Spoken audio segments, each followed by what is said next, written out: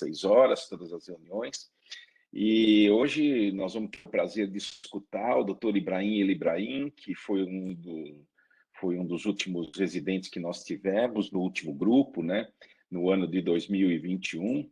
Dr. Ibrahim agora trabalhando no Instituto do Câncer do Paraguai, né, e nos enche muito de orgulho que ele já esteja fazendo ecoendoscopia, colangio, inclusive já compartilhou até um caso com a gente, já um dos primeiros casos que ele fez, a ecoendoscopia com biópsia, né? Isso realmente nos deixa muito satisfeito e mostrar que a gente está no caminho certo para o ensino, né, dos médicos e o aprimoramento da ecoendoscopia em toda a América Latina. Ibrahim, seja bem-vindo. O Ibrahim hoje vai nos falar sobre uma das grandes dificuldades que nós temos, né, que é a biópsia, né, de pacientes com lesões na cabeça do pâncreas que já foram submetidos à drenagem biliar. Isso é uma coisa que acontece frequentemente, a gente sempre teve muita dificuldade em relação a isso. Então ele vai falar sobre um estudo multicêntrico, um estudo interessante, multicêntrico sobre isso, né, para ver quais são as nossas dificuldades, o que a gente pode esperar, e é uma situação que nos acomete no dia a dia. Ibrahim, fique bem à vontade para fazer a apresentação do trabalho. E muito Bom dia. obrigado por participar. Obrigado para vocês. Bom, hoje vou apresentar um artigo científico que é sobre o impacto dos stents biliares na acurácia diagnóstica das ecoendoscopias com punção ecoguiada em lesões sólidas pancreáticas na cabeça e no processo uncinado. É um estudo multicêntrico. Como introdução, todos sabemos que a aquisição de tecidos guiados por ecoendoscopia representa o procedimento de escolha para a caracterização das lesões pancreáticas sólidas. Tem vários fatores que poderiam impactar na precisão diagnóstica da ecoendoscopia com punção, como o tipo de agulha, o calibre da agulha, o tamanho da lesão e o uso de técnicas de realce, entre outras coisas, entre outros fatores. Os tumores localizados na cabeça do pâncreas e no processo uncinado são frequentemente responsáveis pela icterícia, que geralmente é o primeiro síntoma clínico que aparece. Geralmente, na prática diária, a descompressão biliar é percebida como um procedimento mais urgente do que obter o diagnóstico citológico e histológico. Por esse motivo que muitos desses pacientes, quando chegam para fazer a ecoendoscopia, eles já têm uma prótese biliar plástica ou tipo stents autoexpansível. A presença de stents biliares poderia prejudicar o rendimento diagnóstico da ecoendoscopia com punção ecoguiada, dificultando a visualização da lesão com sombras acústicas ou por a reverberação, ou dificultando a avaliação citológica devido à presença de inflamação circundante. E aqui nesse trabalho demonstra diferentes imagens. Na imagem A dá para ver um tumor na cabeça do pâncreas. Na segunda imagem B demonstra uma lesão que está sendo puncionada por ecoendoscopia e demonstrando que tem um stent biliar. Na imagem C demonstra aqui o que seria um tumor que não foi bem visualizado por a presença das reverberações com a presença de uma prótese biliar. E aqui também mostra na imagem D uma punção ecoguiada, mas na zona onde limita a passagem para a área marginal desse tumor pela presença de uma prótese biliar. Por esse motivo, foi realizado esse trabalho, que é um estudo retrospectivo multicêntrico, envolvendo 5 centros italianos de terceira referência. Foi incluído um grande coorte de pacientes com icterícia e massa de cabeça do pâncreas no processo uncinado, e o objetivo foi avaliar o impacto da presença de stents biliares sobre a precisão diagnóstica da ecoendoscopia com FMB. Foram incluídos nesse trabalho pacientes consecutivos com icterícia obstrutiva, submetidos à ecoendoscopia com FMB entre janeiro de 2017 e dezembro de 2019 para o diagnóstico de lesões sólidas pancreáticas localizadas na cabeça e no processo uncinado. Então, tinham dois fatores, que é a estenose biliar distal associada ao nível de bilirrubina maior a 2,5. foram excluídos de trabalho pacientes com lesões localizadas em outras regiões pancreáticas ou lesões predominantemente císticas. Foi avaliada a sensibilidade, a especificidade, o valor preditivo negativo e o valor preditivo positivo e a precisão diagnóstica final com endoscopia com FMB. E estes foram calculados em relação ao diagnóstico final. O diagnóstico patológico foi baseado em espécimes cirúrgicos como padrão ouro, sempre que foi disponível, mas nos pacientes que não tiveram uma ressecção, o diagnóstico definitivo foi estabelecido em base de um composto de resultados, incluindo as imagens, as amostras adicionais de biópsias e o curso clínico dos pacientes em um tempo de seguimento de 12 meses, onde confirmou o curso maligno da patologia. As interpretações patológicas foram classificadas acorde à classificação de Papi-Nicolau. E também, para calcular o desempenho diagnóstico, foram utilizados critérios estritos e não estritos. Em particular, as interpretações patológicas da econdoscopia com FMB que geram suspeitas de malignidade, o que seria Papi-Nicolau categoria 5, foram considerados negativos ou positivos segundo os critérios estritos ou não estritos, respectivamente. Diferentemente, os resultados de células atípicas, o que seria Papi-Nicolau categoria 3, sempre foram considerados negativos. Os resultados da econdoscopia com punção ecoguiada nos dois grupos de pacientes com o SimStent foram comparados. O efeito dos principais determinantes, como idade, sexo, local de lesão, etc., também foram incluídos nesse trabalho para confirmar a precisão diagnóstica e foi utilizando um modelo de regressão logística de dois níveis de efeitos mistos. A análise dos subgrupos, incluindo pacientes com stent biliar, também foi realizada, incluindo covariáveis específicos, como o tipo de stent biliar que foi utilizado e também o intervalo de tempo entre a ERCP e a ecoendoscopia.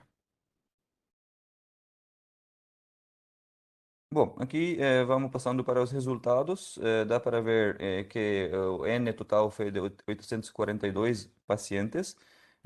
Desses 842 pacientes, 495 foram SIM stents e 347, o que representa 41% foram com stent. 62,5% desses pacientes tinham um stent de plástico. Vale a pena mencionar que um paciente não deu para avaliar a lesão com a ecoendoscopia por a presença de stent, o que representa um 0,1%. Em 8 pacientes, as mostras foram insuficientes e não deu para um diagnóstico histológico. Foram utilizadas as agulhas com bisel frontal em 60,2% dos casos. 92% dos casos deram como diagnóstico final um adenocarcinoma pancreático. E dá para ver que tiveram diferenças significativas entre a população com stent e sem stent. Primeiro na idade, onde a maioria dos teve uma maior idade para os pacientes que não tiveram stent. Também em relação ao tamanho de lesão, que dava para ver que o tamanho de lesão estava levemente maior para os pacientes sem stent. Também compararam o número de passagem da agulha e deu para ver que tiveram maior número de passagem da agulha para os pacientes com stent. E também teve maior uso de agulha com bisel frontal nos pacientes com stent colocado já. Esses são, baseados na tabela 1, os primeiros resultados. Passando na tabela 2, que demonstra uma comparação nos resultados, na acurácia e na sensibilidade diagnóstica nesses pacientes, dividindo nos critérios estrictos e não estrictos para os pacientes com e sem prótese biliar. demonstrando que a acurácia e a sensibilidade diagnóstica foi estatisticamente maior, significativamente maior para os pacientes sem stents biliar. Então, o diagnóstico e a acurácia diagnóstica foi melhor utilizando os critérios estrictos e não estrictos para os pacientes que não tiveram stents biliar no momento do diagnóstico, no momento de realizar a econdoscopia. Passando na tabela 3, que demonstra uma análise univariável e multivariável dos fatores associados a maior acurácia diagnóstica para o total dos pacientes, onde demonstra nessa tabela, para os critérios rigorosos ou estritos, que os fatores que foram associados com maior precisão diagnóstica foram maior diâmetro da lesão e utilização de agulha de maior diâmetro.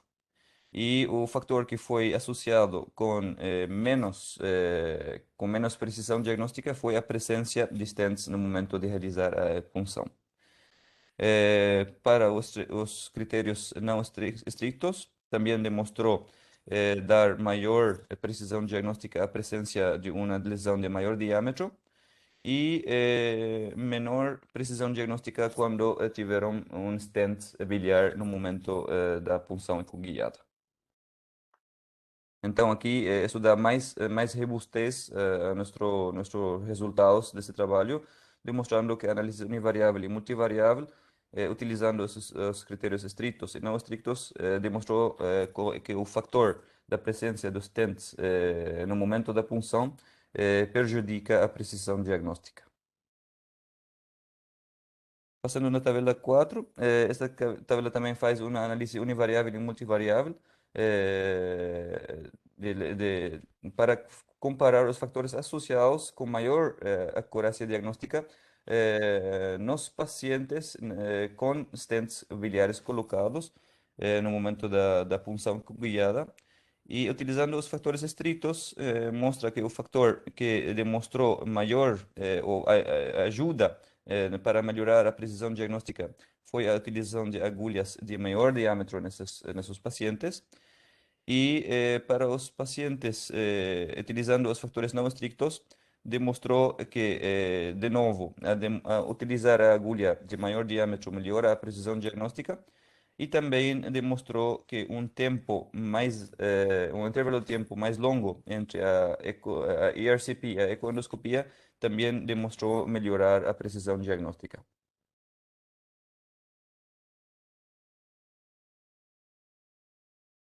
Passando na discussão, as medidas diagnósticas foram melhores no grupo dos pacientes sem stents, com precisão decrescente quando comparamos com os pacientes com stents, de 92 para 87, 86% quando utilizamos os critérios rigorosos, e de 96% comparado com 92% para os pacientes com stents, quando utilizamos os critérios não rigorosos e não estrictos. A robustez desta constatação também foi confirmada na análise multivariada que revelou que a ausência do stent biliar estava independentemente associada a maior precisão diagnóstica. Avaliando o subgrupo de pacientes com stent biliar, o tipo de stent não teve impacto na precisão diagnóstica, não teve uma diferença se o stent foi de plástico ou stent metálico, tanto utilizando os critérios estritos ou não estritos. Usando os critérios não escritos, também encontramos uma correlação significativa com um tempo de intervalo mais curto e menor precisão diagnóstica. Quando mais perto o tempo da ARCP com a ecoendoscopia, utilizando os critérios não escritos, demonstrou prejudicar a precisão diagnóstica na hora de fazer a punção. Das limitações desse trabalho foi o desenho retrospectivo, que representa a principal limitação. Também teve diferenças estatisticamente significativas no tamanho do tumor entre os grupos dos pacientes com e sem stent, mas essa diferença provavelmente não teve impacto nos resultados do estudo, porque a diferença média foi de apenas 2,5 milímetros, uma medida não relevante na prática clínica. Foi observado um número maior de passes e maior taxa de uso de agulhas FMB de bicel frontal no grupo dos pacientes com stent. Estes dois fatores em outros trabalhos deveriam dar vantagem para este tipo para este grupo de pacientes, mas nesse trabalho, igual a precisão diagnóstica, por mais que fizeram mais passes de agulha e utilizaram agulhas com bisel frontal, a precisão nesse grupo de pacientes com stents foi inferior. Como conclusão, um stent biliar impactou negativamente na precisão diagnóstica da ecoendoscopia com FMB para o diagnóstico de lesões na cabeça do pâncreas e no processo uncinal. Um stent biliar impactou negativamente a precisão diagnóstica e que repetiu. Mas terminando assim, dando uma conclusão final, dá para ver que os stents biliares prejudicaram nesse caso a precisão diagnóstica, a sensibilidade da ecoendoscopia com punção e demonstrou que o tipo de stent não deu diferença, seja de plástico ou metálico, e também demonstrou, utilizando os critérios não estrictos, uma vantagem para dar um intervalo de tempo de espera entre a ERCP e a ecoendoscopia para realizar a punção. É isso. Muito obrigado, Ibrahim. Realmente, esse trabalho é um trabalho interessante, foi publicado agora recentemente e mostra realmente aquilo que a gente já imaginava, né? Eu me lembro muito bem que quando eu estava iniciando a punção aspirativa ecoguiada em 1997, 98, eu, junto com o professor Ângelo Ferrari, fizemos um trabalho de estenoses também, que está publicado, e as estenoses da via biliar, elas eram identificadas pela colange endoscópica retrógrada, ele passava a prótese e depois ia para eu fazer a punção. E realmente nós tivemos bastante dificuldade. Tá certo que eu estava no início de aprendizado, mas eu tive realmente bastante dificuldade para identificar com precisão o tumor, né, que engloba a prótese, e principalmente se a prótese for metálica, por causa da reverberação, fica muito difícil a gente identificar o tecido tumoral e implantar a agulha no local ideal para que você obtenha material. Naquela época a gente usava única e exclusivamente agulha fina, e já tinha e a gente relatou nesse trabalho a dificuldade, né, de fazer isso depois da prótese. E a gente sempre orientou, no caso de tratamento, por exemplo, se você identifica, você tem um paciente com uma massa na cabeça do pâncreas, que está ictérico e que vai para a colange endoscópica retrógrada, a gente sempre orienta os colegas cirurgiões e gastroenterologistas a realizarem inicialmente a ecoendoscopia e, em seguida, realizar a colange endoscópica retrógrada. Por quê? Porque quando você faz a punção, você tem a visão completa do tumor e aí você consegue mais material para que o patologista sinta-se à vontade para fazer o diagnóstico. Então, eu acho que esse é um trabalho interessante que mostra exatamente essa dificuldade. Eu gostaria de abrir aqui a discussão, né, com o pessoal que está aqui, a Raquel, o Humberto, o Rodrigo eu vou deixar como cirurgião, vou deixar para falar por último. Nós temos outros colegas aqui que também, a Jerusa. Então, gostaria de abrir a discussão. Por favor, fiquem bem à vontade para comentar a respeito desse trabalho e a experiência de vocês, no serviço de vocês, o próprio Marcos Clarencio também. Por favor, fique bem à vontade.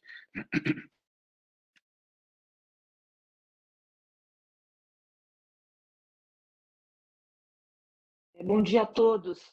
Bom dia, Celso. Bom Eu dia, acho que Raquel. não tem muita dúvida. Essa conduta já é feita se você identifica uma massa em cabeça pancreática suspeita. A primeira conduta é realmente encaminhar para obtenção de material por ecoendoscopia. Eventualmente, mas é uma ou outra situação onde o paciente está em colangite, que eventualmente se peça para fazer a drenagem, mas a gente sempre orienta coletar o material antes. Os colegas daqui que fazem a endoscopia têm essa percepção também que atrapalha a identificação, a coleta, melhor dizendo, do material. Mas é isso aí, Celso. Muito obrigado, Raquel. Marcos? Bom dia a todos. Ibrahim aí, parabéns pela apresentação e que bom que você está se posicionando aí profissionalmente bem, né? E mostrando aí o que aprendeu realmente, Eco, CPRE, enfim, que bom. Bem, Obrigado. é isso que a Raquel comentou. Eu estou praticamente 3 anos afastado da ecoendoscopia de intervenção, né? De drenagem. Isso porque nós estamos aí há quase 3 anos sem ecoendoscopia no hospital escola que eu trabalho aqui, que realmente o número maior de pacientes desse tipo aí chegam, né? A gente está trabalhando agora no hospital dia em que a gente não encontra muito essa patologia, uma neoplasia já com stent, né? Isso a gente encontra muito no hospital escola, né? E é isso que foi comentado, né? Essa sequência de ecoendoscopia depois fazer a via biliar, essa é a melhor sequência. É tanto que o ideal que a gente já comentou é ter o aparelho de ecoendoscopia dentro da sala de CPRE, né? Então, essa é a melhor sequência. Dos casos, poucos casos que eu tive, a gente não teve grande dificuldade para tirar tecido, porque a massa era uma massa de tamanho significativo. Então, massas de 3, 4 centímetros, habitualmente você consegue tirar tecido, porque é uma massa significativa, né? Geralmente esses casos aí de colestase, a massa tem a partir de 2,5, 3 centímetros, né? Na maioria das vezes, né, você já tem uma colestase, né? Mas os poucos casos que eu tive, Celso, eu não tive dificuldade, né? Mas essa sequência que foi colocada é a melhor sequência. Fazer eco, depois fazer a CPRE, essa deve ser a sequência preferencial. Perfeito, Marcos. Humberto, você quer fazer algum comentário? Humberto está quietinho hoje. Não, só quando motivado agora. Então, bom dia a todos. Bom dia. Desejar sorte aí, todo sucesso para o Ibrahim, que já está no caminho, né? No caminho certo. Então, o que o trabalho fala, eu quero tocar no ponto do tempo entre a CPRE, a colocação de stent, e a parte de melhor resultado de material coletado, diagnóstico da ecopunção com maior tempo, né? Talvez isso porque o edema peritumoral, as reações displásicas, aí o Fila pode falar para a gente melhor, né? Mais propriedade, obviamente. Eu acho que esse pode ser um motivo pelo qual esse tempo seja benéfico, entre aspas.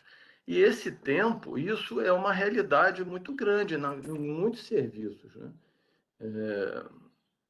Minha realidade por muitos anos foi isso. O paciente chega quitérico e o ideal que seria, na sala de eco, como o Marcos falou, ter a sala de CPR ao mesmo tempo. Primeiro você avaliar se você drena ou não, se esse paciente é um paciente cirúrgico, se esse é um paciente ressecável, não vamos cair naqueles 20% desses pacientes. Então, essa avaliação, se você tiver o status clínico do paciente, se você tiver uma equipe já cirúrgica engajada no caso, o primeiro passo seria você avaliar na punção, simplesmente a punção é sem drenar. Pode ser que seja um paciente, nós já discutimos isso, né? As várias correntes, e que há uma tendência a drenar, tem outros serviços que os cirurgiões não gostam que drenem, nós já discutimos isso, né?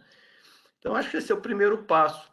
Agora, a realidade da maioria dos serviços é poder drenar primeiro e depois partir para o diagnóstico, né? Até o estadiamento. Na grande maioria das vezes, eu recebi muitos pacientes de hospitais perto, de outras cidades aqui, extremamente ictéricos e alguns com colangite, como a Raquel tocou, não é a maioria, e a gente não tem muito tempo para fazer avaliação, estadiamento, acaba colocando a prótese, que a gente tem que ser um outro problema, quer dizer, a gente tem que ser um pouco realista, que tipo de prótese você tem disponível, que o convênio vai te autorizar, né? E aí, no caso, eu acho que a prótese metálica atrapalha mais. Né? Na experiência que eu tenho de poucos anos de eco, eu acho que a prótese metálica atrapalha mais. E até você passar a agulha, a prótese movimentar, e você ver a prótese movimentando lá dentro do tumor, me dá daquele medinho, né? Vamos dizer assim, poxa, o que vai acontecer com essa prótese aí? Então, dos casos que eu tive, não aconteceu nada, não teve intercorrência nenhuma. Mas acho que isso é uma coisa que já está bem estabelecido. O negócio é você botar isso na prática, né? Então, acho que são 3 passos. Avaliação se é preciso drenar. Segundo, funcionar. E terceiro, qual prótese você vai utilizar, né? Se você tem esse estadiamento pronto ali. Aí eu queria depois ouvir o Rodrigo, que a gente vai voltar à discussão de drenar ou não drenar, né? Aquela discussão Perfeito. antiga. Tá bom? Perfeito, Humberto. E eu acho que você tocou num ponto muito importante, da qual, se a gente recebe um doente já drenado por endoscopia, esperar um pouco, né? Não fazer imediatamente ao processo de drenagem, porque realmente você vai ter edema, você vai ter alterações que não permitam uma identificação adequada da lesão e a implantação da agulha no local correto para obtenção de tecido. Então, acho que esse é um ponto fundamental. Agora, Ibrahim, só uma pergunta. Eles disseram qual que é o tempo que você deve esperar para fazer a colanjo? Eles imaginaram alguma coisa ou não falaram nada? Recomendaram alguma coisa ou não falaram nada? Isso é uma pergunta que me veio à cabeça agora. Acho que o Ibrahim já não está mais aí com a gente, mas de qualquer forma é exatamente isso aí Não que a escutei, gente. doutor, a pergunta, desculpa.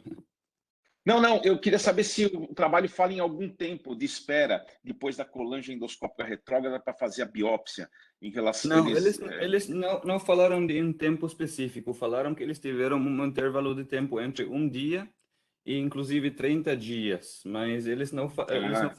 falaram como uma recomendação específica, só que falaram que sim, quanto nos critérios não rigorosos demonstrou que o tempo de espera foi um fator positivo para a precisão diagnóstica. Perfeito, perfeito. Rodrigo, você quer falar alguma coisa? Fique bem à vontade. Tá aí a Jerusa também, se ela quiser fazer algum comentário, por favor, fique à vontade. Oi, bom dia, gente. Bom dia. Consegue me ouvir direitinho? Sim, perfeito. Obrigado. É, acho que bom que eu posso talvez contribuir com vocês assim. Não é tão comum a gente, por exemplo, na forma como que eu trabalho agora, a gente pegar pacientes que já vêm drenados. Quer dizer, a maior parte das vezes a gente vem para uma avaliação inicial dos casos e aí isso facilita demais a nossa forma de atuar, porque geralmente a gente já encaminha os pacientes para vocês e aí a opção de fazer a biópsia antes da drenagem já fica ao cargo de vocês, que eu acho que é isso que acontece. Algumas vezes a gente já pega os pacientes que vêm drenados, né? E uma vez que você pega um paciente que já tem um dreno biliar com uma massa tumoral na cabeça do pâncreas, e a gente já pega uma situação dessa sem o diagnóstico histológico, aí acho que cabe a discussão de caso a caso de numa situação como essa, se a gente ainda precisa da biópsia, né? Ou se é um doente que vai para o centro cirúrgico. Quer dizer, se tem um paciente com uma massa pancreática que foi submetido a uma drenagem biliar, com colocação de stent, se você vai ainda assim pedir uma aquisição de material desse paciente ou se você já vai indicar o procedimento cirúrgico de imediato. Ah, uma outra coisa é assim, nem todos esses doentes precisam em si ser drenados, né? Então, assim, quando você tem um paciente com um quadro de colestase extrahepática compressiva por uma lesão na cabeça do pâncreas, nem sempre o doente precisa colocar uma prótese biliar. Então, se esse doente tem uma icterícia, principalmente uma icterícia de não tão longa data, para fazer um procedimento de ressecção de tumor pancreático, a maior parte das vezes a gente acaba não pedindo a drenagem. Quando a gente vai se assim, pedir em si a drenagem, quando a obstrução biliar em si é um problema para o doente, num caso de colangite ou algo assim, ou quando o nível de bilirrubina realmente é muito alto e é uma colestase que já vem há algum tempo. Quer dizer, é uma colestase que já causou dano clínico para o doente, é uma colestase que É um paciente que já vai evoluindo com um quadro de desnutrição, com um quadro ah, de, de dano hepatocelular, um quadro de imunodepressão secundária a esse dano. Então, nesses casos, a gente prefere a drenagem primeiro. Mas em boa parte dos pacientes, a gente acaba não solicitando. Ah, uma outra coisa, só fazer um comentário para vocês que a gente também vem aprendendo como cirurgiões ao longo do tempo, é que naqueles pacientes que foram em si drenados, a gente acaba fazendo uma profilaxia pós-operatória antimicrobiana um pouco diferente. Então, assim, a gente acaba optando, às vezes, por fazer uma profilaxia um pouco mais agressiva com antibiótico terapia pós-operatória, porque de vez em quando a gente acaba encontrando uns quadros aí de infecção pós-operatória, de colangite pós-operatória, mesmo sem diretamente uma complicação cirúrgica em si. Então, assim, a gente age um pouquinho diferente, às vezes a gente é um pouquinho mais agressivo no pós-operatório, imediato, na profilaxia com antibiótico, naqueles doentes que já vêm com próteses biliares para cirurgia. Perfeito, Rodrigo. Acho que é isso. Muito obrigado pelas suas considerações. Humberto, acho que quer fazer alguma pergunta? Eu queria fazer mais um comentário, assim, uma questão, né? Se a punção nos pacientes já drenados, vamos botar uma média aí de 15 dias, né? O trabalho não cita isso, foi a sua pergunta ao Ibrahim. Vamos botar uma média de 15 dias, que é o tempo mais ou menos que o paciente vai melhorar da icterícia e tal, né? Da impregnação, enfim. Então, assim, se a gente pensar que é edema, e que melhorou o edema perilesional com a drenagem, então os pacientes que são drenados de início tiveram um melhor resultado. Por quê? Porque você vai no centro da lesão e a prótese joga você para a periferia. Esse é o meu raciocínio. Quer dizer, a presença da prótese joga você, pela dificuldade técnica, joga você para a periferia. E aí talvez, quer dizer, não tem trabalho, esse trabalho não mostra isso, talvez a prótese metálica atrapalhe mais, né? Pelo diâmetro dela, pelo espaço que ela ocupa e até mesmo pela imagem que você vai conseguir ver as margens da lesão. Então, provavelmente deve ser isso, porque senão, se tem edema, então você puncionar na fase inicial, na chegada do paciente, os resultados não deveriam ser melhores, né? Mas acho que é porque você vai no centro da lesão. Agora, essa é outra questão da gente esperar 15 dias, vamos dizer assim, né? Isso vai criar uma certa angústia com a própria equipe, com cirurgia ou com a oncologia e até mesmo com a família, de você falar assim, olha, agora a gente pode fazer a punção semana que vem, mas vamos aguardar mais uma semana, que os resultados são melhores, né? Então, acho que isso também a gente vai ter, na prática, uma certa dificuldade se a gente adotar essa conduta. Perfeito, perfeito, é isso mesmo. Jerusa, você quer fazer algum comentário? E depois a gente vai ouvir, por fim, o Filadélfio, né, que vai bater o martelo em relação a isso. Queria saber se a Jerusa tem algum comentário para fazer. Bom dia. Bom dia, gente. Na verdade, doutor Céu, só concordar. Eu tive realmente trabalhando no hospital universitário, infelizmente, essa dificuldade em relação a fazer, nessa época também eu usava FNA, em fazer as realizações das biópsias com os pacientes que já estavam drenados, principalmente em prótese metálica, realmente pelo artefato. Da gente achar realmente o tecido. Porque, na verdade, em lesões grandes, a gente já quer fugir de uma área de necrose, a gente já quer tentar pegar tecido que dê para estudar na patologia, então a gente tem que fugir da área de necrose, fugir do artefato da prótese, e realmente dificulta para fazer um diagnóstico prévio. Mas eu acho que hoje isso está realmente mudando, porque os pacientes já chegam para a gente pelas quantidades de exames de imagem que já são feitos, já chegam para a gente realmente sem ter essa necessidade de drenagem antes. Então, mudou muito, sim, em relação a isso. Os pacientes conseguem realmente fazer as ecos antes, as biópsias antes de fazer colocação de prótese. Então, eu acho que isso mudou e a gente tem maior facilidade agora. Mas em relação a colocar colocar a agulha dentro da lesão, com certeza dificulta com a lesão, e se os normalmente não são os mesmos profissionais que fazem, tem uma equipe, na verdade, diferente no hospital que eu trabalhava, e essa comunicação ficava difícil, e depois que a gente sentou, fez trabalho, colocou, estudou, e isso ficou mais fácil. Tudo eu acho que vem da comunicação, realmente, facilitar para poder a gente ter um trabalho multidisciplinar. Ok, Jerusa, muito obrigado por seus comentários. Eu acho que é isso aí mesmo. Fila, você quer fazer algum comentário a respeito do que você observa? Eu sempre tomo muito cuidado de quando eu faço uma biópsia com um paciente com prótese, eu ligo para o Fila, converso com ele e digo que realmente a prótese pode atrapalhar. E aí eu pergunto para o Fila se ele encontra alguma coisa na biópsia, né, que possa, entre aspas, revelar que esse paciente foi drenado ou não. Bom dia, Fila. Olá, bom dia. Não, né, Celso?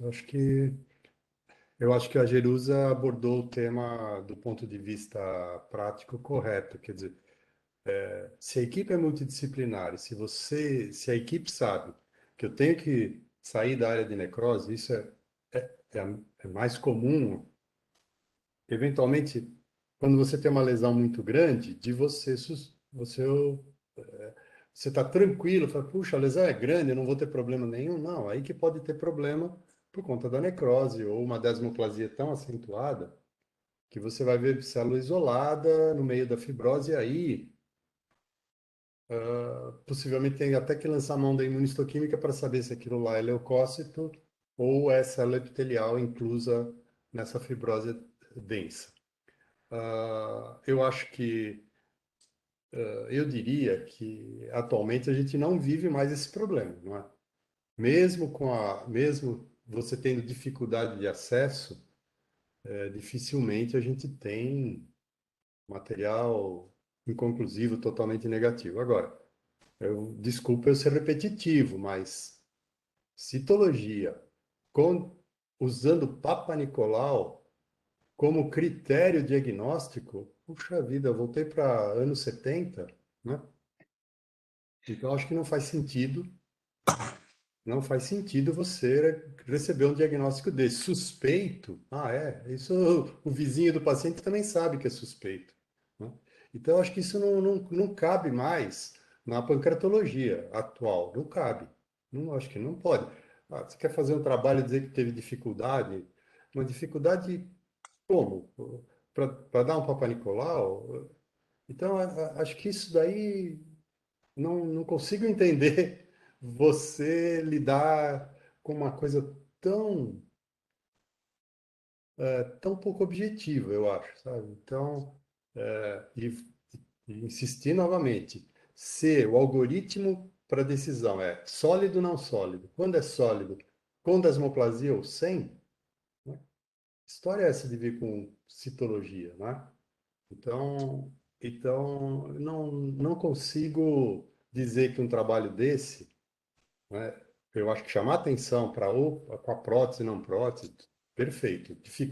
Difícil de obter material, perfeito. Agora, basear isso em Papa Nicolau, eu acho eu acho que o trabalho perde força, né?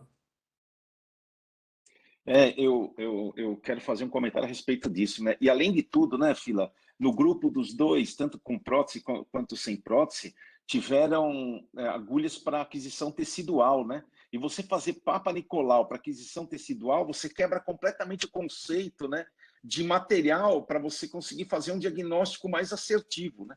Isso aí me chamou bastante atenção, assim, dos pontos contraditórios, né, que existem hoje nos trabalhos científicos, né? Principalmente em relação a isso que a gente está comentando, né? Por exemplo, eu tive agora no curso em Barcelona, até o Ronaldo está aí, né? O Ronaldo me apresentou o pessoal lá de Barcelona, da qual tem um curso muito legal de ecoendoscopia, e eles estavam fazendo exatamente isso, né? Eles pegam o material da biópsia, passam na lâmina e mandam para citologia de agulha cor. por exemplo, agulha de 20 graus de score. Então, assim, eu até comentei, falei assim, escuta, mas não é um contrassenso? Falei até para a patologista, mas eles mesmos disseram que eles se sentem mais à vontade para tentar fazer o diagnóstico. E que o Rose, por exemplo, que tanto se fala, para eles lá em Barcelona, é única e exclusivamente para ver se tem material suficiente para fazer o diagnóstico da hematoxilina eosina. Então, então, então realmente é pena que você, como patologista, não estava presente, né? Porque, para mim, que sou o endoscopista, o médico gastroenterologista, soou mal, imagina para o patologista, né? Eu fico imaginando para o patologista. Eu acho que eu lembro que o endoscopista lá de Barcelona chamou a atenção que lá é um centro de citologia. Então, claro que o especialista lá vai ter mais conforto com a citologia. Só que eu acho que a resposta esperada, desejada, não é no nível da histologia, né? Obtenção, olha, eu preciso de material para mandar para molecular. Puxa, você tem a reserva de material no bloco de parafina, entendeu? Então, eu acho que, além do diagnóstico, é a preservação do material. Que material que eu preciso atualmente para, eventualmente, o doente caminhar para alguma chance terapêutica, né? Então, eu acho que a gente tem que batalhar para ter preservação do material eh, em, em bloco de parafina, material histológico. Olha, Fila, depois de muitos anos, eu hoje, em relação às biópsias por ecoendoscopia, eu tenho cada vez mais acreditado que nós temos que falar sobre o preparo do material para o patologista. E acabou. Porque a aquisição tecidual, hoje nós conseguimos. Você atestou isso, ou seja, a gente consegue aquisição tecidual de lesões císticas pancreáticas, lesões sólidas. Então, se a gente consegue aquisição tecidual, nós temos que mostrar que o preparo do material para o patologista é que é importante, e o resto nem tanto, né? Eu acho que é esse que é o grande ponto que a gente tem que bater. Não, nossa, isso daí e não é só para ecoendoscopia, Celso. Né? Não é? É, é, lá no Japão existia uma piada que assim, quantas biópsias eu faço num tumor de estômago para chegar a um diagnóstico? A resposta era sempre irônica. Uma biópsia no lugar certo. Né? Então, só que atualmente, além de uma biópsia no lugar certo, você precisa ter tecido a mais para o paciente ter uma chance de caminhar para uma imunistoquímica e para uma molecular. E não, os testes genéticos que estão indicando recurso terapêutico, né? Então, isso vale não só para a ecoendoscopia. Então, preservação do material, colocar o material rapidamente no formol, e inclusive para o pessoal da cirurgia, na peça cirúrgica, né? Então, desculpa me alongar, mas isso daí conceitualmente é muito importante nos dias de hoje. O, o, o, o Rodrigo opera um pâncreas e o pâncreas fica lá parado na mesa até a circulante de sala levar o paciente para o quarto, limpar a sala, aí que a peça vai para o formol. Um cólon, um cólon operado com tumor. Imagina o cólon fechado na mesa, ainda com material fecal, eventualmente. Aí coloca a peça grampeada, toda fechada no formol. Vocês acham que o formol vai penetrar no tumor? O formol vai penetrar na parede lentamente, o tumor vai apodrecendo, vai ficar em autólise. Se você precisar de biologia molecular para dizer a mutação e a chance terapêutica, perdeu a chance, o material apodreceu. Então, abrir o cólon rapidamente, limpar o cólon e colocar em formol é fundamental atualmente, né? E isso daí não é discutido, não é falado no dia a dia, né? Então, a mesma Perfeito. coisa, você biopsiar pâncreas cheio de material enzimático e não colocar no formol rapidamente, ficar batendo na lâmina, fazer esfregaço na lâmina, mecanicamente estragou, porque o pâncreas é absurdamente delicado, e autorizou uma boa parte. né? Então, desculpa, mas eu acho que é uma questão conceitual de respeito ao paciente você fazer isso, né? Perfeito. Bom, gente, agora nós vamos ter duas apresentações. A primeira do Dr. Renato Dalcol Paulino, que também foi um ex-residente nosso aqui. Ele vai apresentar um caso clínico e depois o professor Rodrigo Sujan também vai vai fazer uma apresentação, né, para nós de também um caso, provavelmente eu não sei bem exatamente aquilo que ele vai apresentar, mas com certeza vai ser uma coisa muito boa. Renato, bom dia. Eu vou pedir para você de 15 a 20 minutos para apresentar o seu caso, tá ok? Joia, bom dia a todos. Estão me ouvindo bem?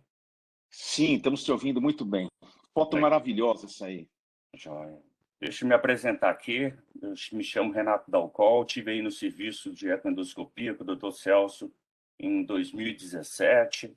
Participamos de todas essas discussões aí, às terças-feiras, junto com a equipe de oncologia lá, uma equipe multidisciplinar. Fazíamos reuniões lá no qual hospital lá, do Celso? É o... No Hospital Moriá? Não. Eu fazia reunião na terça-feira, ali do lado Nem lembro.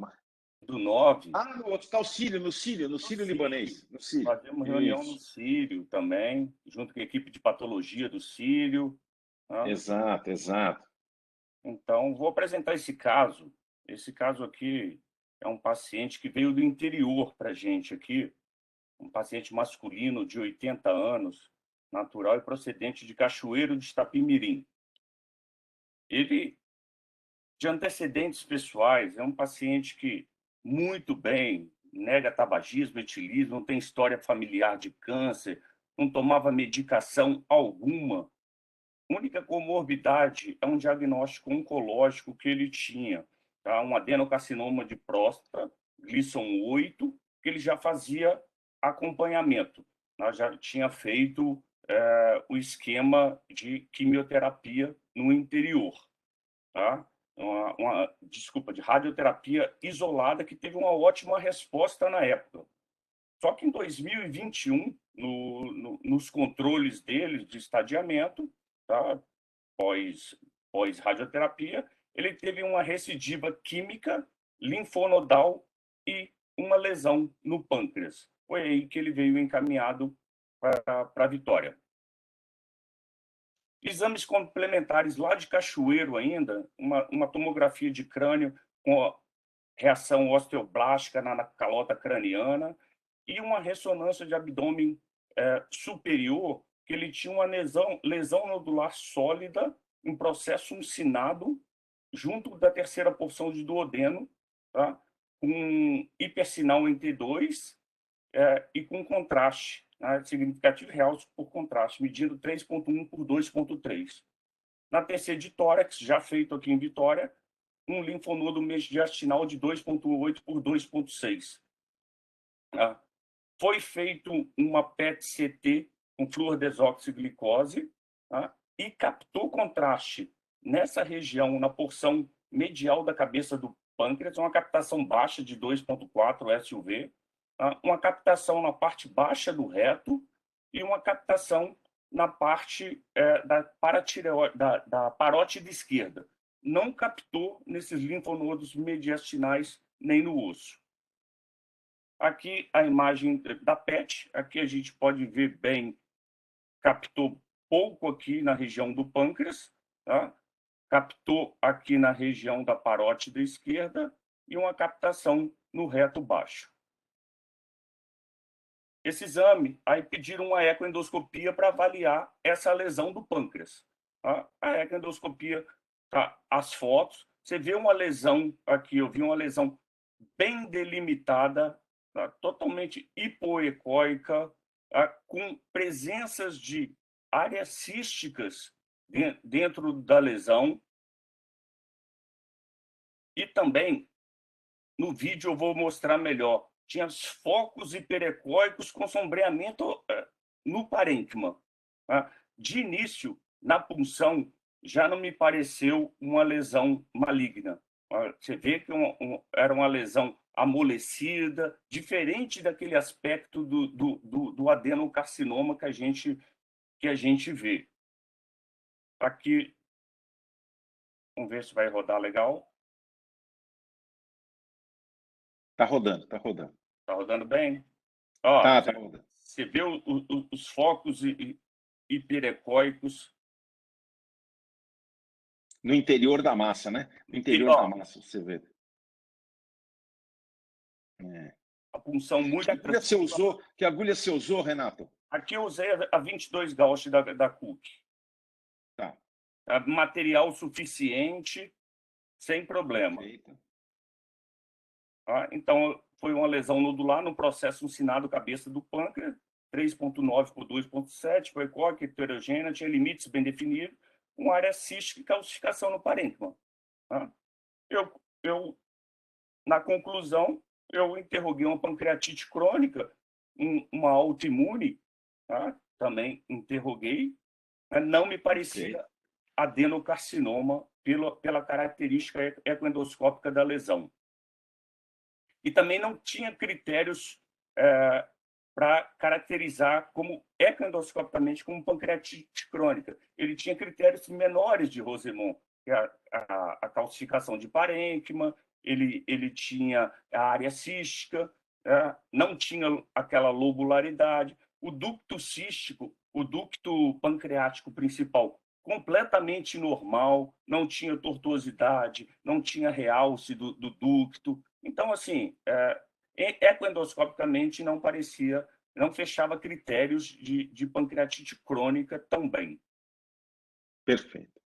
Esse anátomo patológico, o problema aí é que esse paciente voltou para o interior e levou o material para a patologia lá em Cachoeira. Foi exatamente esse o resultado que veio no anátomo patológico. Desse jeito, negativo sem neoplasia. E não ajudou em nada, absolutamente nada. Deixou o oncologista doido. Deixou o oncologista doido. Esse retrato, né, é o retrato do Brasil que a gente tem, né, Renato? Vamos deixar claro. Vamos lá. Claramente, só no Brasil inteiro, a mesma situação, a mesma dificuldade com a patologia que a gente tem. Não muda nada. Diante dessa situação, o oncologista começou um esquema quimioterápico para ele. Ele tinha, na época, um PSA de 11, já em julho de 21, e com a quimioterapia... Ele começou, só uma coisa, ele começou o esquema quimioterápico para a próstata, certo? Para a próstata. Isso é importante. Para a próstata. Diante do resultado da ausência de neoplasia, pela característica, eu conversei com ele, pela característica da lesão do pâncreas, ele achou melhor focar a próstata. Perfeito. Sou um esquema quimioterápico para a próstata, ele teve uma boa redução do PSA. Em julho de 21 estava 11, e veio em janeiro de 22 já estava praticamente zerado. Na época tem um CA19 também baixo, CEA, e GG4 na época, quando voltou para a oncologia aqui de Vitória, eu solicitei, pedi para o oncologista solicitar um IgG4 sérica baixa. Exames complementares pós a quimioterapia que foi feita, fizeram uma TC. Uma TC tinha aumento das lesões escleróticas da coluna tóraco-lombar. Na TC de tórax, a gente já tinha uma redução desses linfonodos mediastinais, estava 2,8, está 1,9. E a TC de abdômen tinha uma estabilidade dessa formação heterogênea no pâncreas. Permanecia com o mesmo tamanho no processo uncinado do pâncreas. Eu consegui a imagem da TC que foi feita aqui. Então, eu fiz um vídeo para ver se a gente consegue visualizar a cabeça do pâncreas, o duodeno. Aí a gente vê a formação dessa lesão junto do duodeno na região do processo uncinado da cabeça do pâncreas. Dá para ver, ela está bem ali embaixo mesmo. Repete ou deu para ver? Uncinado. Não, pode repetir mais uma vez para as pessoas. Põe a seta lá. Não sei se você está conseguindo identificar, porque eu não posso mexer com a seta aqui, mas dá para ver nitidamente aqui. Bem embaixo. Ela aí, ó. Exato. É nessa região mesmo. É isso aí. É uma lesão grande, né? Uma lesão de 4 centímetros. Não dá. É uma lesão de 4 centímetros. Então não dá para não ver, né? É isso mesmo. Beleza. Então, foi solicitada uma nova ecoendoscopia já em janeiro de 22, e eu percebi que a característica da lesão permanecia. Uma lesão grande, bem delimitada, hipoecóica. Aqui a gente vê bem, ó, os focos hiperecóicos, um sombreamento acústico, com a mesma característica. Funcionei novamente, aqui a gente vê muito claramente o cisto no interior da lesão, uma punção fácil, tranquila, um material... As características morfológicas eram as mesmas, né? As mesmas. Punção fácil, material abundante. Perfeito.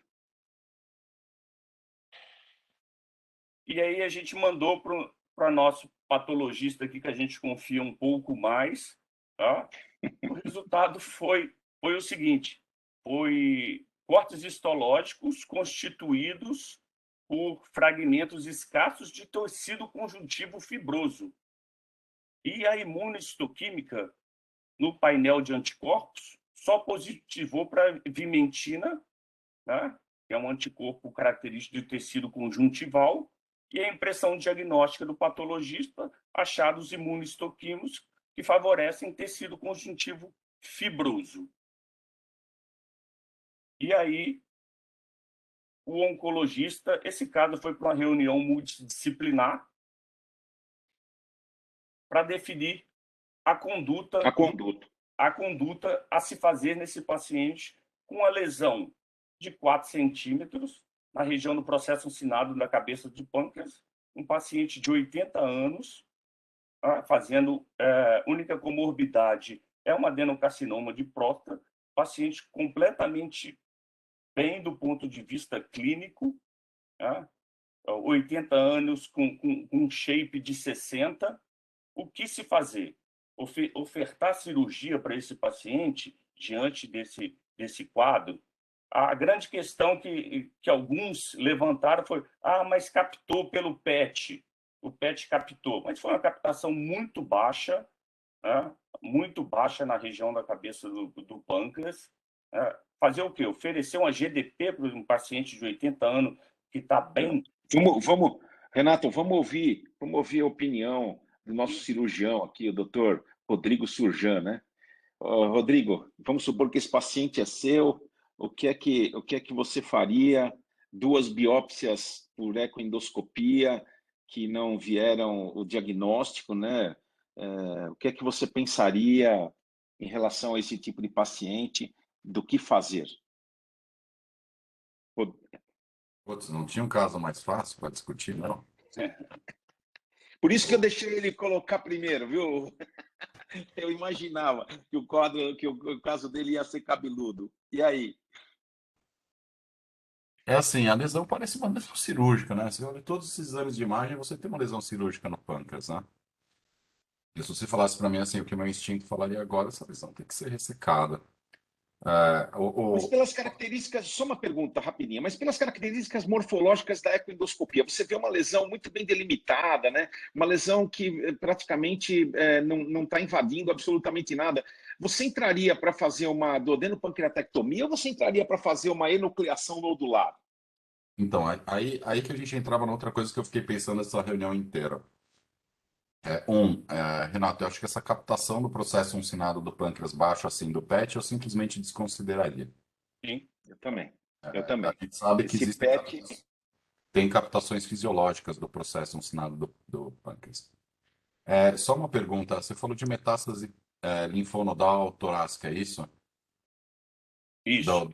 E era tumor de próstata, era da próstata. Tumor de próstata. E elas captaram bastante no PET. Não captou no PET. Não captou. O linfonodo não captou. Captou reto baixo e captou parótide esquerda. Os linfonodos não captaram no PET. E eles eram metástases de tumor de próstata. Suspeita, né? Suspeita. Né? Suspeita. Suspeita. Pelo que eu entendi, era suspeito, Rodrigo. Não tinha confirmação diagnóstica. E o que foi feito em relação a esses linfonodos suspeitos aí? Nada. Nada, porque teve uma captação baixa no PET também. Captação de 5,1, né? Então não a velha, viu, Rodrigo e Renato? Eles basearam todo o raciocínio no PET-CT. Isso aí. Todo o raciocínio deles, eles basearam no PET-CT. Exatamente. O que eu acho é assim, me parece uma lesão cirúrgica. Se a gente fosse pensar, então, tudo no mesmo raciocínio, em base do PET-CT e pelo marcador do PSA, esse paciente está sendo tratado como uma doença de próstata avançada, metastática. Se isso daí for uma metástase de doença de próstata, de uma neoplasia de próstata, você tem o 4º caso na literatura no mundo. Então, essa seria a 4ª metástase pancreática, intrapancreática de tumor de próstata no mundo. E acho que assim, se o doente vem num quadro oncológico sistêmico, em tratamento sistêmico para um quadro oncológico, você tem essa lesão aí, com potencial de lesão em outras localizações. A gente não. Putz, Fila, me corrija, eu acho que a gente ainda não tem um diagnóstico final exatamente do que é essa lesão. Eu não sei, tipo, eu acho que talvez observar o quadro clínico desse paciente. Agora, em relação a uma abordagem pancreática menor, putz, não tem nada na literatura que fale muito bem do que fazer com essas metástases pancreáticas de tumor de próstata. A princípio, dentro do contexto sistêmico, você pode fazer a ressecção. Só que eu acho que não tem ninguém que possa te falar se essa lesão pode ser ressecada localmente ou se você precisaria de uma linfadenectomia. Dentro desse contexto de potenciais lesões secundárias em outras localidades, eu não sei se o controle local dessa única lesão dentro do tumor de próstata faria sentido nesse momento, se você não tem o controle de todas as lesões sistêmicas. Mas pensando nisso, se fosse abordar, talvez realmente tentasse só uma oncinectomia. Uma lesão grande vai dar um bom trabalho aí para uma oncinectomia. Mas assim, dentro do paciente com doença potencialmente sistêmica, eu não sei se resolver o caso só do pâncreas vai ajudar no tratamento oncológico dele, entendeu? Eu queria só fazer um comentário antes do Fila falar, que eu sei que o Fila vai por esse caminho. Eu vou te falar, nesse caso, eu faria biópsia da lesão mediastinal, faria biópsia dessa lesão e faria biópsia da lesão retal, faria um estadiamento de toda antes de tomar uma atitude cirúrgica. E aí o Fila vai fazer aqueles comentários, né? Vai fazer aqueles comentários que a gente tem feito. Mas é claro, claramente. Então, como é que você pode opinar? Só um minutinho, posso fazer um caso tão complexo? Peraí, deixa o Fila falar, depois a gente vai. Esse caso é um caso bem complicado, vamos lá. Mas como que você pode opinar num caso tão complexo sem diagnóstico em vários níveis? Né? Exato. Então assim, aí é só mágica mesmo, né? Opa, peraí, pode ser, claro, a gente vai ficar brincando de... Então, o que eu queria falar assim, olha, o diagnóstico da próstata é Gleason 8. Então, eu começaria revendo isso. Por quê? O Gleason 9 ou 10, que eventualmente pode confundir um pouco, geralmente é neuroendócrino. Então, se a próstata for neuroendócrino, de alto grau, aí explica uma lesão peripancreática na parótida, no mediastino, mole, não tão dura, o paciente não está bem clinicamente. Então assim, é isso aí, você tem que reestadiar o doente. Então, assim, quanto custa fazer uma revisão de lâmina e quanto custa fazer uma cirurgia, uma quimioterapia? E ele fez radioterapia. Então, uma outra possibilidade é ele ter eu acho difícil na localização, mas não sei se é radiomoldagem para próstata. De repente, ele tem uma prostatite actínica. Desculpa, uma pancreatite actínica.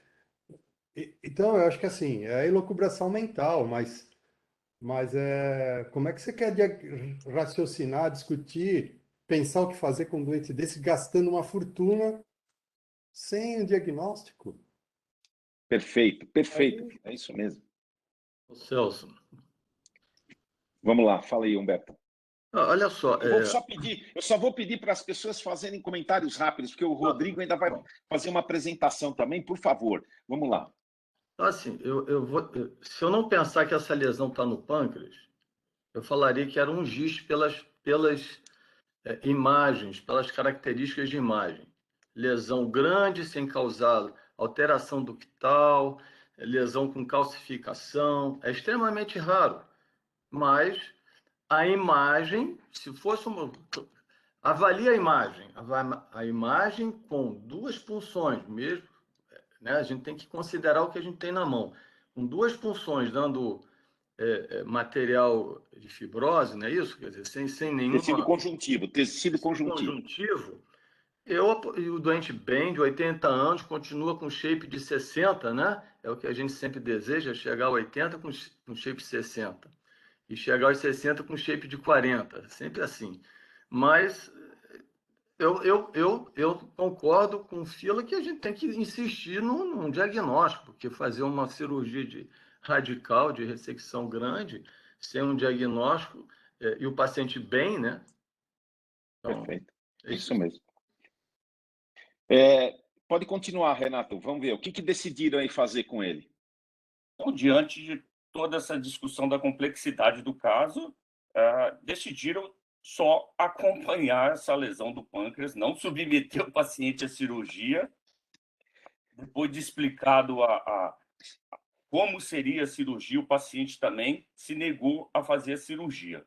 Ele vai continuar exclusivamente com o tratamento da próstata, tá? Voltou para o interior e não quis nem saber de ficar aqui mais quando falaram com ele de cirurgia. Olha, mas então, da próxima vez, Renato, eu vou ser bem claro para você. Eu acho que, muito provavelmente, esse paciente vai cair na sua mão mais uma vez para fazer uma nova biópsia. Eu aconselharia fazer uma biópsia com core, tá? Eu também aconselharia fazer uma biópsia da massa mediastinal no mesmo tempo, da massa mediastinal e da massa pancreática, e mandar esse anátomo patológico para cá, eu acho. Honestamente falando, eu acho que você precisa ter um diagnóstico dessa massa, porque vai cair novamente. Essa lesão vai crescer. E, muito provavelmente, é alguma lesão, acredito eu que seja uma lesão maligna, porém indolente. Eu acho que ela é de evolução bem lenta, essa é a minha impressão. Gostaria de saber a opinião dos colegas, o que eles pensam. Acho que o Marcos quer falar alguma coisa.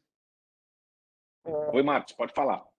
Não é um caso simples, né? Mas aquela ideia de ter uma segunda opinião, né? Que cada vez mais isso ajuda muito o paciente, né? É só ter um grau mínimo de vaidade. Então, antes de tudo isso, eu gostaria de uma segunda opinião de um patologista. Eu também. Muito, que é o professor Fila, ele revê essa lâmina e tal. Eu acho que eu gostaria muito antes de tomar uma decisão. Eu também. Eu acho que também essa é uma boa conduta, viu, Renato? Pedir uma segunda opinião dos materiais que você obteve. Porque você mesmo falou que você obteve bastante material. Bastante. Então, você pôs material, você pôs na lâmina ou você pôs no formol o material? No formol.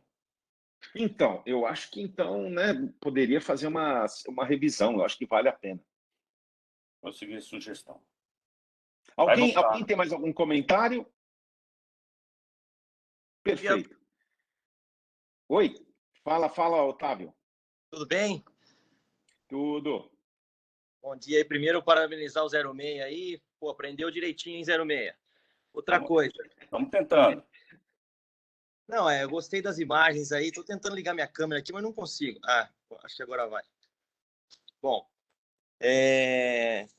não, é só para concordar com tudo que o Fila disse. Eu acho que fazer alguma coisa sem o diagnóstico do doente, eu acho que não dá. E também eu acho que seguir a lesão, eu também não seguiria, não. Eu insistiria em tentar biopsiar de novo. E o 06, uma hora dessa, o senhor sem bandoleira, pega essa biópsia e manda pro Fila, pelo amor de Deus.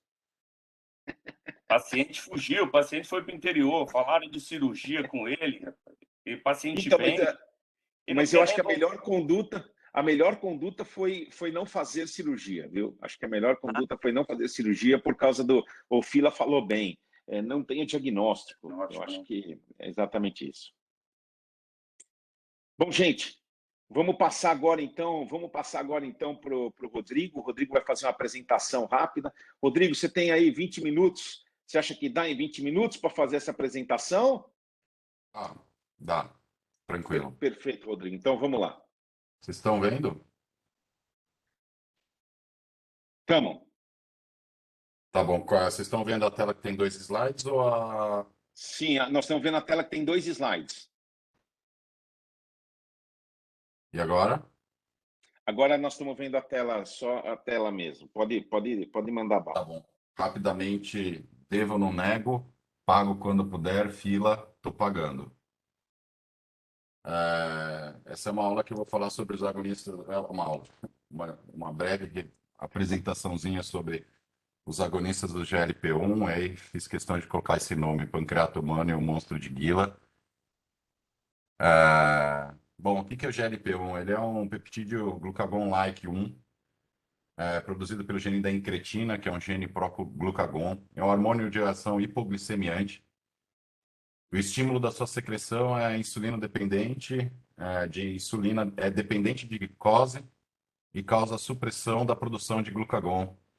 A principal secreção do GLP-1 são as células enteroendócrinas do hilo e os seus secretagogos são carboidratos, lipídios e proteínas dentro do tubo digestivo. Tem uma meia-vida sanguínea extremamente rápida, de 2 minutos, que é inativado pela dipeptidilpeptidase 4. Restaura a sensibilidade de células beta-glicose, inibe a apoptose das células beta, estimula a proliferação e diferenciação das células, e inibe a secreção gástrica e motilidade do trato gastrointestinal, retardando a absorção de carboidratos e contribuindo para o efeito de saciedade. É por isso que essas drogas hoje estão sendo muito, muito utilizadas mesmo. A gente vê muito na prática clínica com o intuito de perda de peso. Então, os pacientes têm a sensação de saciedade e essas drogas estão sendo utilizadas para a redução de peso, sendo prescritas com essa ideia, com esse objetivo, além do controle glicêmico. E aqui eu queria deixar aqui uma ressalva para essa setinha vermelha dessa função do GLP-1, que é a inibição de apoptose, estímulo de proliferação celular no pâncreas. As drogas que a gente tem à disposição, basicamente, são os agonistas do receptor do GLP-1 de longa duração, em que é feita a administração uma vez por dia, e os produtos sintéticos da Excedina 4, que é um peptídeo cognato mimético do agonista do GLP-1R, que tem 53% de similaridade com o GLP-1 humano. E essas drogas são administradas 2 vezes por dia, e elas têm uma grande resistência à degradação enzimática, por isso que a forma natural a gente tem uma meia-vida de 2 minutos, enquanto essas drogas a gente hoje consegue fazer a administração 1 vez por dia ou 2 vezes ao dia.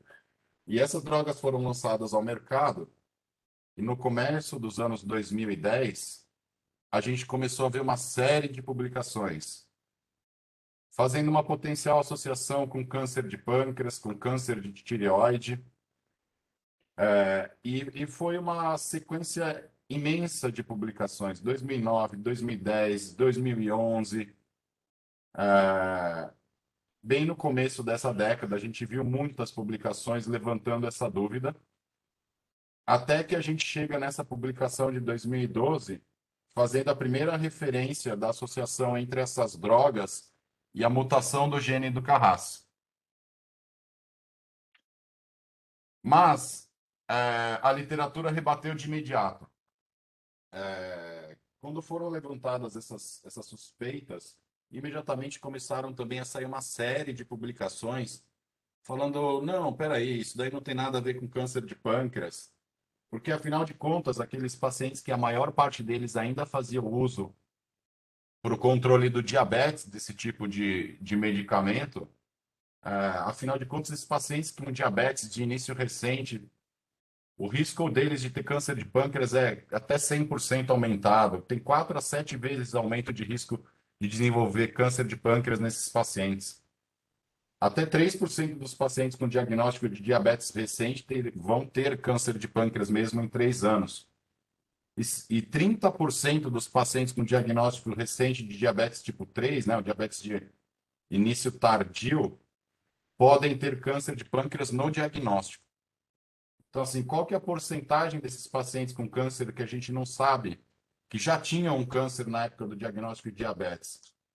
E também existe uma teórica longa progressão até o câncer de pâncreas nos pacientes com displasia, e os pacientes diabéticos teriam um potencial maior de ter displasia. Então, assim, de imediato veio uma resposta na literatura dizendo que não, olha, esses pacientes usam essas drogas, mas são pacientes que já tinham risco mesmo, esses são doentes que provavelmente já tinham uma displasia de alto grau, já tinham uma neoplasia pequena ali, e que a gente não fez o diagnóstico na época do diagnóstico do diabetes, e que aí desenvolveram câncer de pâncreas que eles já tinham.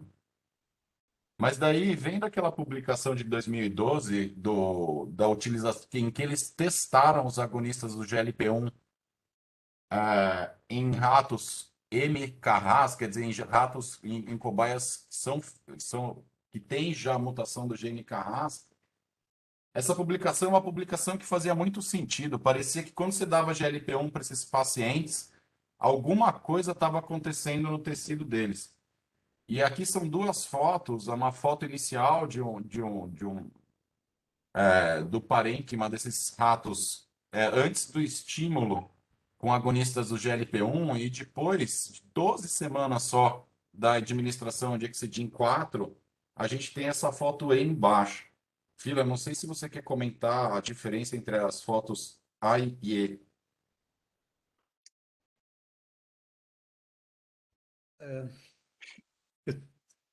Então, sem dúvida tem uma hiperplasia. Agora,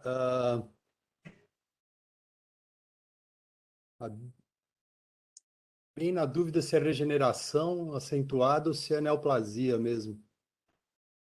Eu não estou conseguindo definir bem se é neoplásico, porque a arquitetura parece que está hiperplásica, mas a arquitetura está preservada. Existe uma linearidade de distribuição dos túbulos. Fila, te adianto que nesse caso não é uma neoplasia, Ah, mas parece que, assim, para mim, para eu que sou um leigo em anatomia patológica, parece um tecido muito diferente entre A e E. regeneração. É regeneração. Uhum. Imagina um pólipo hiperplásico. Ó, eu estou reparando uma erosão. Está parecendo isso. Tá. Perfeito. Obrigado, Fila. Mas, bom, continuando, tá? Quando a gente tem nesse trabalho que é do Diabetes, quer dizer, uma revista grande de 2012, o que eles viram naqueles pacientes que já têm o Carras mutado, que foi um modelo animal, o GLP-1, os agonistas do GLP-1 têm um potencial de induzir o panin. Esse panin pode levar a uma obstrução focal, causando um efeito semelhante à pancreatite com atrofia acinar e fibrose. Essa é a mesma atrofia observada no paninho humano, que é associada à predisposição familiar para o adenocarcinoma de pâncreas, e que as células do paninho do rato, esse M é de mouse, pode se proliferar mais rápido que células da pancreata normal por causa de ter mais receptores do GLP-1. E eles associaram ao desenvolvimento do câncer de pâncreas em modelos animais com o Carras mutado.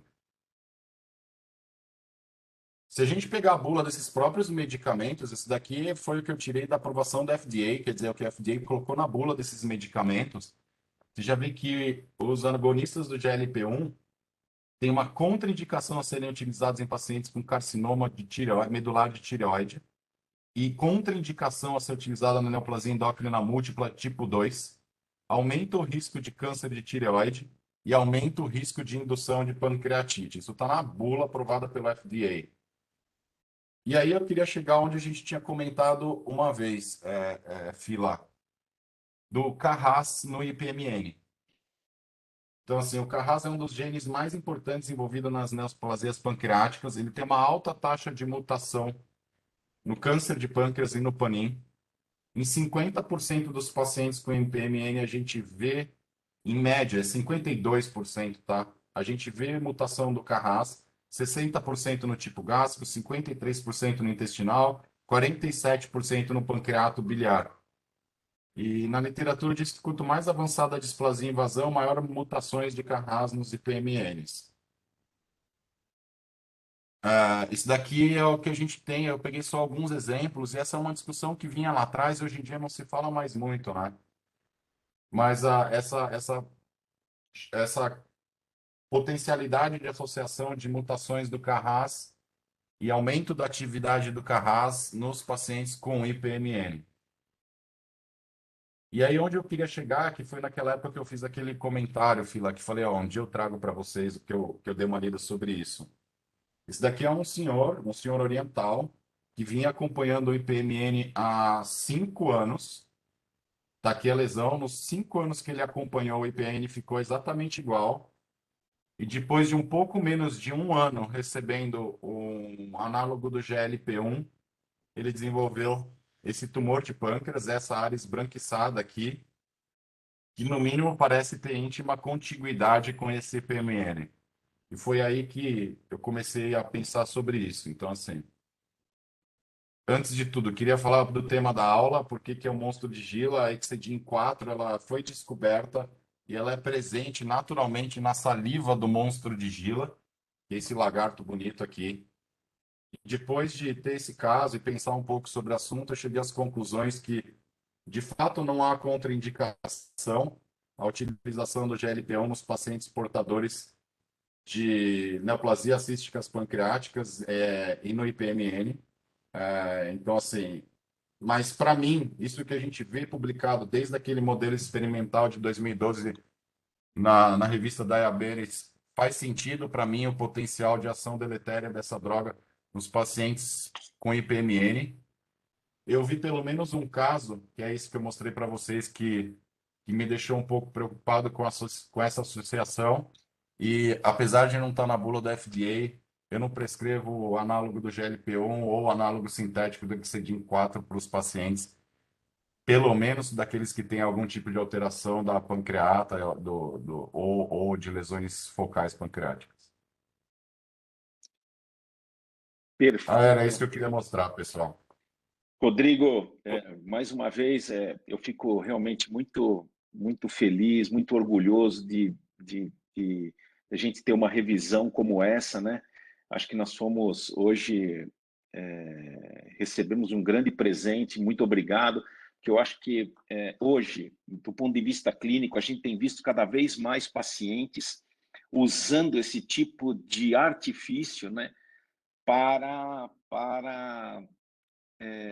emagrecer, principalmente emagrecer. Eu tenho, por exemplo, um colega meu que joga polo aquático comigo, ele tem usado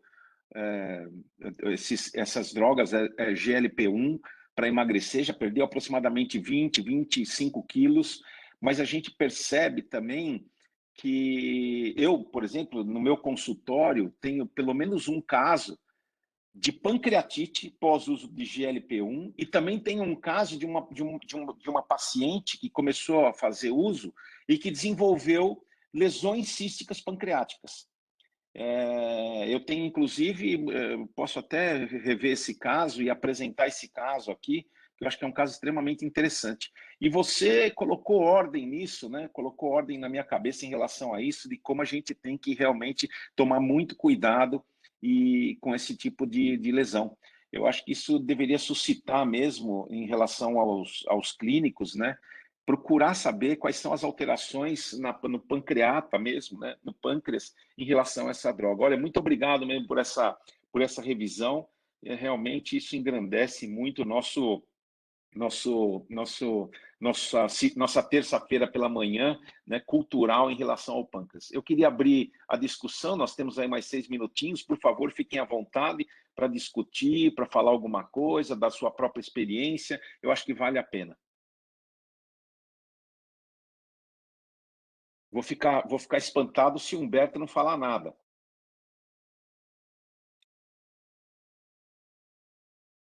Acho que o Humberto não está escutando a gente. Eu estou escutando sim, pô. Não, a minha experiência é zero com essas drogas, mas eu queria parabenizar o Rodrigo e levantar uma questão que é o seguinte, quer dizer, é, nós que somos da velha guarda e aprendemos com pessoas mais da velha guarda ainda, vamos dizer assim, sempre eles falavam assim, na minha experiência, eu não faço isso.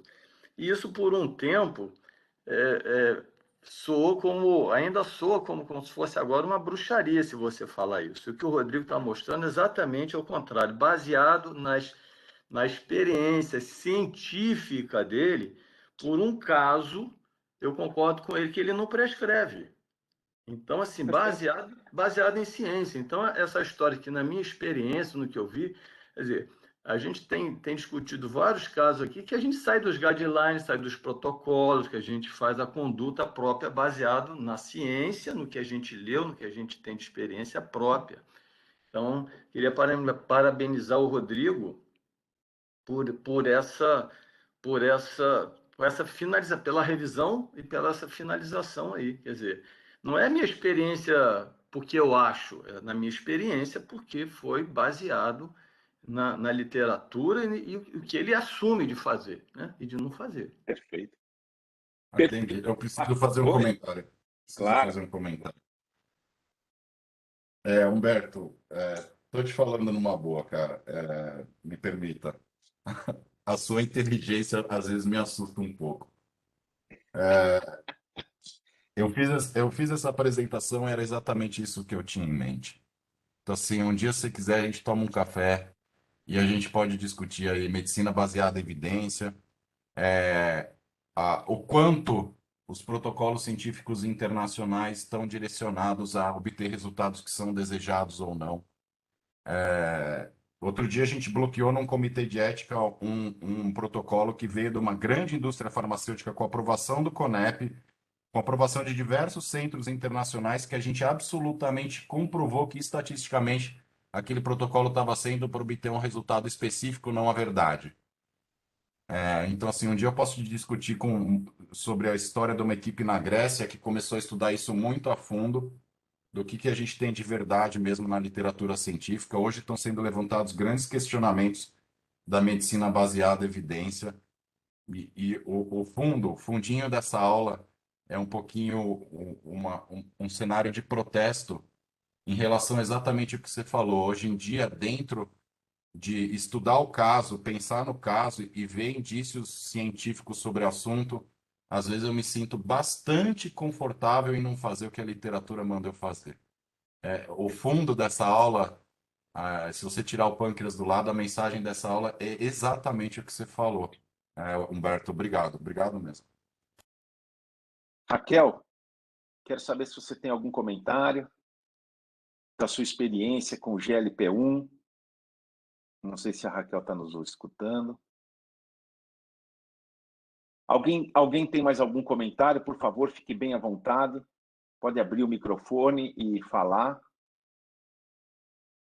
Bom, Rodrigo. gente, oi. Só para complementar o que ele falou, Pode falar.